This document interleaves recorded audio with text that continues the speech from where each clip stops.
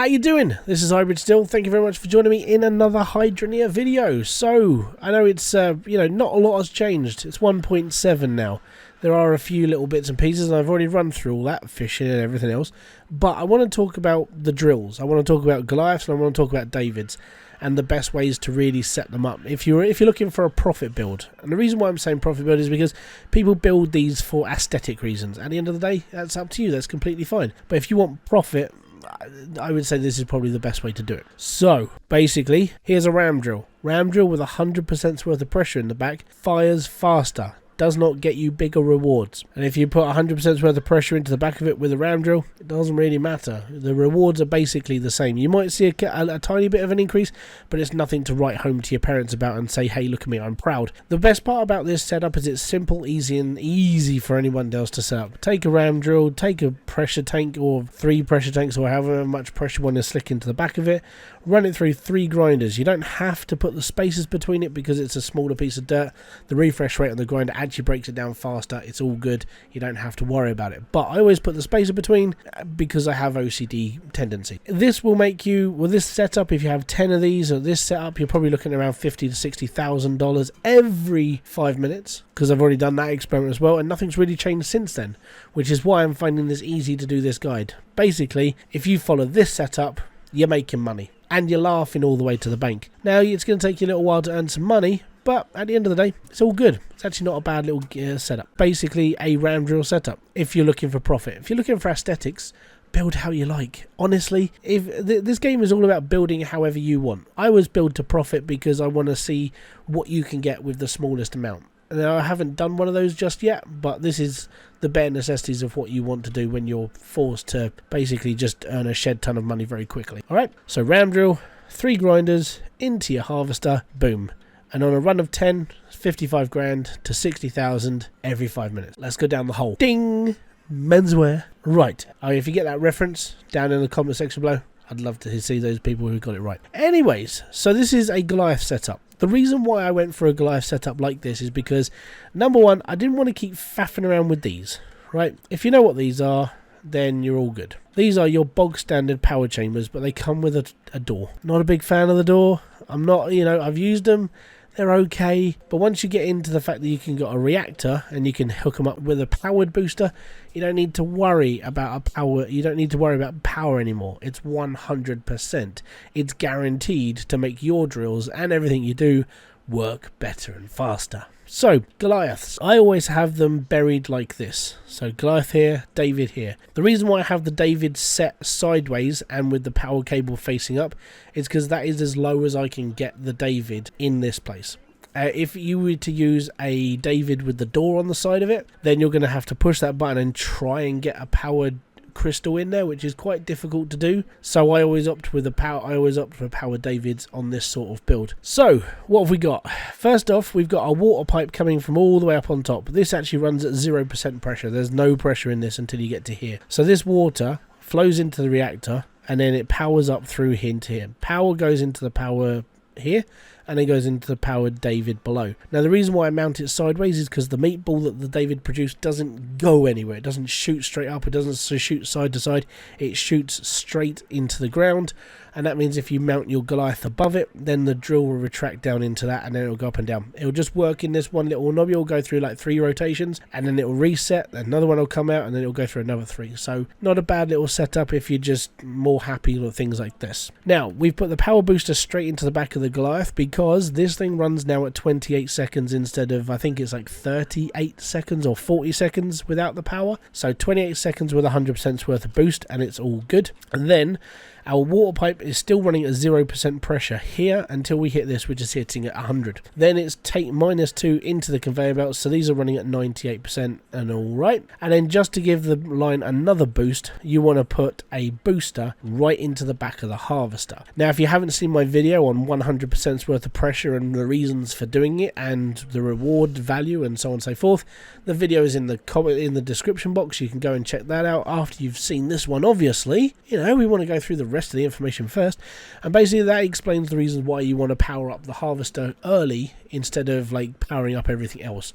The harvester is actually key to getting the bigger rewards, in all fairness, and digging at the bottom of any plot. Okay, belt setup. The reason why there's a space here is so we can actually put our water intake in and we don't have to worry about it, and the Goliath spits one square onto a conveyor belt, so this space, it can always be done like this. I've even done it over there. You've got a row of Goliaths with one space onto the belt, all good. Now this is how I found the best way to set these up. For me, personally, this seems to work more than often, so it's all good. So basically, a giant globule of dirt firing out of a Goliath should break down to 16 pieces. Much like the ram drill only breaks down to 7, where it should break down to 8. So if you're actually getting a 16 piece breakdown on a Goliath set like this, you're done good. Sometimes it matters when the dirt hits the grinder and it splits. It's depending where it's sitting on the conveyor belt is how many times it's going to split down. I've seen that being a problem, but I've also seen it being a good thing. Sometimes I'll get 13 pieces, sometimes I'll get 15 to 16 pieces, and then it's basically full whack and it's all good. The plus side to it is that these run very, very reliably. Between 13 and 16 pieces every single time, you're doubling your reward from the ram drill above, and it's looking alright, and they're massive chunks of dirt. So let me go and turn the water on and then I'll show you. Okay, water's on, as you can see. So the Goliath's retracting down now into our bit of dirt down there. It'll do 2 or 3 rotations before it comes back up. So now we've got to wait 28 seconds. There we go, there's our bit. Okay, so 2 bits didn't break down fully. There is this thing that I said a little while ago. It only takes 5 grinders to actually break down a giant piece of dirt from a Goliath. It does only take 5, but because of the refresh rate between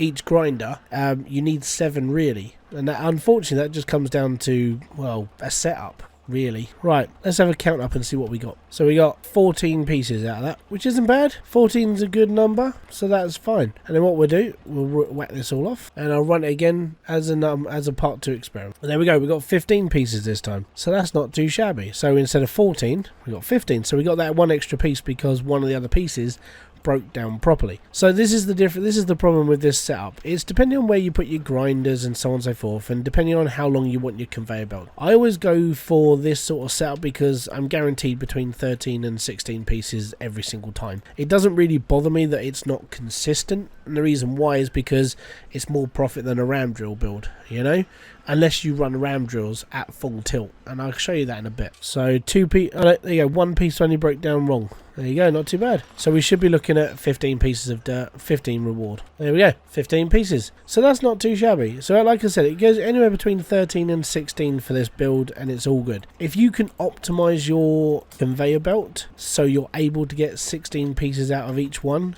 continuously, then that's the maximum you need to go for, and that's basically it. But at the end of the day, you don't really need to.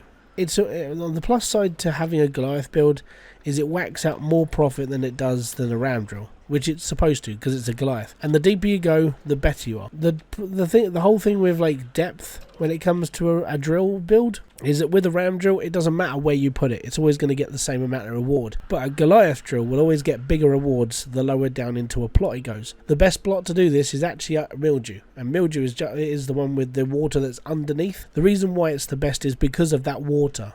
You've got to think that water level is at the bottom, and you've got another 2 squares of depth underneath that, which means instead of being a 12 square deep plot, it's 14 squares, which means the rewards are bigger and better, and you'll get more out of it. It's just a smaller area to build in, but in fairness, with the way that the game is at the moment, currently at 1.7, you're not going to go for massive builds because of lag. The only way to really go against a Goliath build, if you're only going to get a couple of Goliath drills, is to literally go massive on ram drills. The problem with ram drills is when it comes to the amount of dirt that's going to be coming out of this, causes the lag and the frame rate drops that we have experienced in the past. Like I said, hopefully in 2.0 this won't be a problem. But to put this into perspective, one drill produces dirt every couple of seconds. So every 2 to 4 seconds a ram drill fires, which means that's coming out, and then it splits into 7 different pieces. So out of 10 you've already created 70 pieces of dirt as soon as it comes up the first ramp.